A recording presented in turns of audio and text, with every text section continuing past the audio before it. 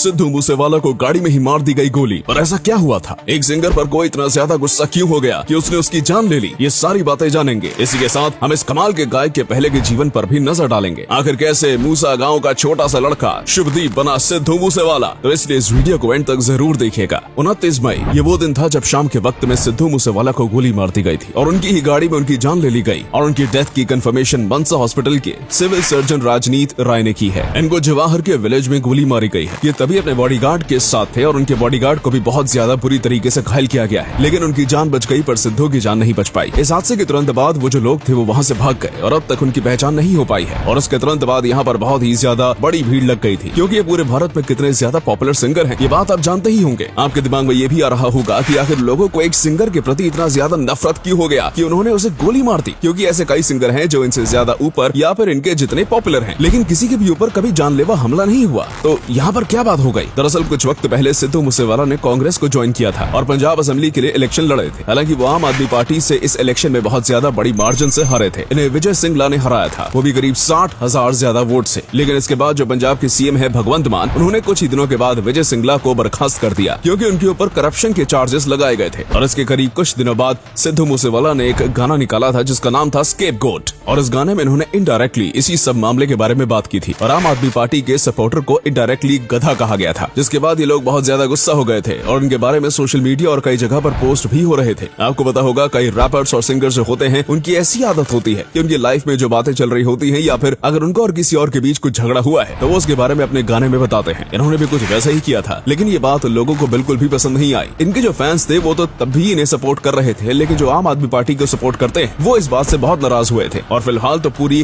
कार्यवाही खत्म नहीं हुई है, लेकिन लोगों का इसी तरफ इशारा करना है कि कहीं न कहीं यही वजह होगी लोगों के अंदर उनके खिलाफ पैदा करने की। और इन्होंने अपने गाने के जरिए जो छोटी सी चिंगारी लगाई थी वो बहुत बड़ी आग बन गई और इनकी ही जान की कीमत ले बैठी। और अब आप देख रहे होंगे कि सोशल मीडिया से लेकर हर जगह पर इनकी बातें चल रही हैं, क्योंकि ये कई लोगों के दिल की धड़कन थे। लोगों को इनके पंजाबी सॉन्ग्स बहुत ज्यादा पसंद आते थे और एक प्रकार से कहा जाए तो इन्होंने ही पंजाबी सॉन्ग्स में रेवोल्यूशन लाया था। तो इस बात में भी कोई गलत बात नहीं होगी। ये पंजाबी ओल्ड फोक म्यूजिक और आज के मॉडर्न रैप को एक साथ मिलाकर बेहद ही कमाल का गाना बनाते थे और इसी के बाद से बाहर के लोग भी पंजाबी सॉन्ग्स को बहुत ज्यादा सुनने लगे। इसलिए इन्हें पंजाबी सॉन्ग्स इंडस्ट्री या फिर कहूँ इंडियन म्यूजिक इंडस्ट्री में बहुत ही बड़ा लेजेंड माना जाता था। लेकिन हमेशा से ऐसा नहीं था। इन्हें यहाँ तक पहुँचने के लिए बहुत ही ज्यादा स्ट्रगल करना पड़ा। इनका जन्म मानसा जिले के मूसा गाँव में हुआ था और यही कारण है कि इन्होंने अपने नाम में सिद्धू मूसेवाला रखा, वरना इनका असली नाम शुभदीप सिंह सिद्धू है। इन्हें बचपन से ही म्यूजिक का बहुत ज्यादा शौक हुआ करता था, तभी ये पुराने पंजाबी फोक म्यूजिक सुना करते थे। और इसके बाद इन्होंने मानसा जिले से ही अपनी एजुकेशन को पूरा किया। लेकिन इसके बाद जब इन्हें डिग्री चाहिए थी तो इन्होंने इंजीनियरिंग करने का सोचा और इलेक्ट्रिकल इंजीनियरिंग में डिग्री भी ली। ये अपने कॉलेज दिनों में बब्बू मान के गाने काफी ज्यादा सुना करते थे, इसकी वजह से इन्हें भी सिंगिंग करनी थी। लेकिन ये तभी सॉन्ग्स को लिखते नहीं थे, इसलिए इन्होंने सॉन्ग राइटर से बात की। लेकिन तभी के जो बड़े बड़े सॉन्ग राइटर्स थे उनकी प्राइस इतनी ज्यादा थी कि सिद्धू मूसेवाला अफोर्ड नहीं कर सकते थे। इसके बाद इन्हें एक बहुत ही ज्यादा अच्छा सॉन्ग राइटर मिला था जो कि इनके साथ कम पैसों में भी काम करने के लिए तैयार था। लेकिन उसने इन्हें यहाँ से वहाँ भगाया, कभी यहाँ पर बुलाता तो कभी वहाँ पर, यहाँ तक कि उसने कई बार इन्हें अपने घर पर भी बुलाया है और उसके बाद वहाँ से इन्हें वापस भेज दिया। और इस बात से तंग होकर इन्होंने तय किया कि ये अपने खुद के सॉन्ग्स लिखेंगे और ये भी तय किया कि ये कभी भी किसी और के द्वारा लिखे गए सॉन्ग्स को नहीं गाने वाले हैं। इसके बाद इन्होंने सॉन्ग लिखना शुरू किया और देखा कि ये असलियत में सॉन्ग्स लिखने में बहुत माहिर हैं और इन्होंने अपने अंदर के असली हुनर को पहचाना। इसके बाद निंजा नाम के एक सिंगर हैं जिन्होंने इनके गाने को लाइसेंस किया और वहीं से ही इन्हें पहली बार बड़ा एक्सपोजर मिला था। इसी के साथ पंजाबी चैनल पर एक शो आया करता था जिसमें वो अपकमिंग या फिर छोटे सिंगर्स को गाने का मौका देते हैं। इन्हें भी इसी शो में देखा गया था और उसके बाद दीप चंदू नाम के बहुत ही बड़े पंजाबी सिंगर ने भी इनके द्वारा लिखे गए एक गाने को गाया था। लेकिन फिर ये अपनी आगे की पढ़ाई करने के लिए कनाडा चले गए थे और पहले तो इनका वहीं पर सेटल होने का प्लान था और वहाँ पर जाने के बाद ये और भी कई आर्टिस्ट से मिले और इनका कॉन्फिडेंस और भी ज्यादा बढ़ा और फिर इन्होंने खुद गाने गाना शुरू कर दिया। और स्टार्टिंग में इन्होंने जो गाने गाए वो काफी अच्छे गाए, लेकिन इन्हें वो सक्सेस नहीं मिली थी जिसके ये हकदार थे। लेकिन वो दिन भी बहुत ज्यादा जल्दी आ गया। इन्होंने सो हाई नाम का एक गाना गाया था जिसने इनके सारे रिकॉर्ड्स तोड़ दिए। इसके बाद इनके जो नए गाने आने लगे सब के सब वायरल होने लगे और ये एक इंटरनेट सेंसेशन बन गए। इन्होंने पंजाबी म्यूजिक इंडस्ट्री को ना बस पंजाब बल्कि पूरी इंडिया में फेमस किया और कई जगह पर तो इंडिया के बाहर भी ये फेमस थे। और इसके बाद इन्होंने कभी भी पीछे मुड़कर नहीं देखा। हालांकि हाल ही में जो हादसा हुआ है वो बहुत ज्यादा दुखद है। भले ये बहुत ज्यादा फेमस थे, लेकिन अभी ये और आगे बढ़ते जा रहे थे और ये चमकते सितारे थे जिनके हर एक नए गाने उनकी ऊंचाइयों की ओर बढ़ा रहे थे। लेकिन उनकी ये गलती कहें या फिर उनकी किस्मत कहें कि इनकी छोटी उम्र में इन्होंने हमें अलविदा कह दिया। और अभी हम बस एक ही उम्मीद कर सकते हैं कि ये जहाँ पर भी हो वहाँ खुश हो।